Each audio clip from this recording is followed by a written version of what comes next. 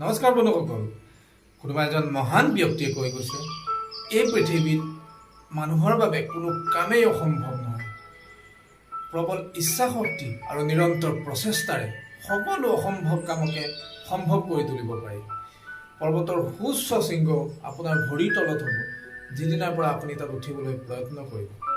মই লক্ষ্যজ্যোতি আজি আপোনালোকৰ ওচৰলৈ লৈ আহিছোঁ এনেকুৱা এগৰাকী প্ৰবল ইচ্ছাশক্তি সম্পন্ন নাৰীৰ এটা কাহিনী, যিগৰাকীয়ে নিজৰ প্ৰবল ইচ্ছাশক্তিৰ ফলত পৃথিৱীৰ সৰ্বোচ্চ ওখ শৃংগ এভাৰেষ্টত আৰোহণ কৰিবলৈ সক্ষম হৈছিল। হয়, মই সেইগৰাকী অৰুণিমা সিনহাৰ বিষয়ে ক'বলৈ ওলাইছোঁ, যিগৰাকী অৰুণিমা সিনহাই নিজে বিকলাংগ হোৱাৰ পিছতো তেওঁ এটা নকল ভৰিৰ সহায়ত পৃথিৱীৰ সৰ্বোচ্চ ওখ শৃংগ এভাৰেষ্টত আৰোহণ কৰিবলৈ সক্ষম হৈছিল।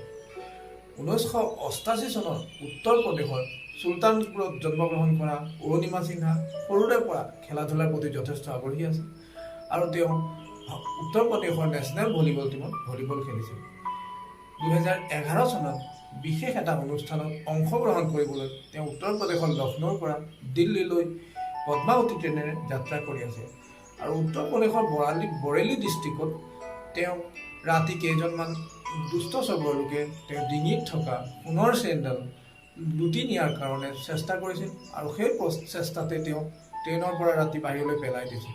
গোটেই ৰাতি তেওঁ ট্ৰেইন ৰাস্তাত পৰি আছিল আৰু এনেকৈ পৰি থকাৰ ফলত তেওঁৰ এটা ভৰি ওপৰেদি ট্ৰেইন পাৰ হৈ গৈছিল আৰু এটা ভৰি কাটি পেলাইছিল আৰু এনেকৈ তেওঁ গোটেই ৰাতিটো ট্ৰেইন ৰাস্তাত পৰি আছিল।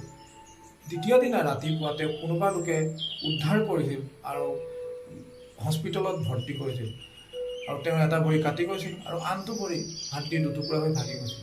এনে এটা পৰিস্থিতিৰ পৰা উদ্ধাৰ হৈ তেওঁ কেৱল নিজৰ মানসিক শক্তিৰ ফলত 2013 চনত দুবছৰৰ ভিতৰত নিজকে ইমান সবল কৰি তুলিছিল আৰু সেই সবল আৰু ইচ্ছা শক্তিৰ ফলতে তেওঁ পৃথিৱীৰ সৰ্বোচ্চ ওখ শৃংগ এভাৰেষ্টত বিজয় কৰিবলৈ সক্ষম হৈছিল।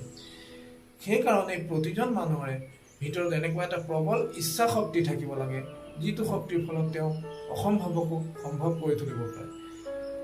মই লক্ষ্যজ্যোতি ইয়াকে কৈ মোৰ আজি এই সৰু কাহিনীটো সামৰণি মাৰিছোঁ। যদি আপোনাৰ মোৰ এই কাহিনীটো ভাল লাগিছে তেন্তে মোৰ চেনেলটো ছাবস্ক্ৰাইব কৰি দিব, লাইক কৰিব আৰু কমেণ্ট কৰিবলৈ নাপাহৰিব। ধন্যবাদ।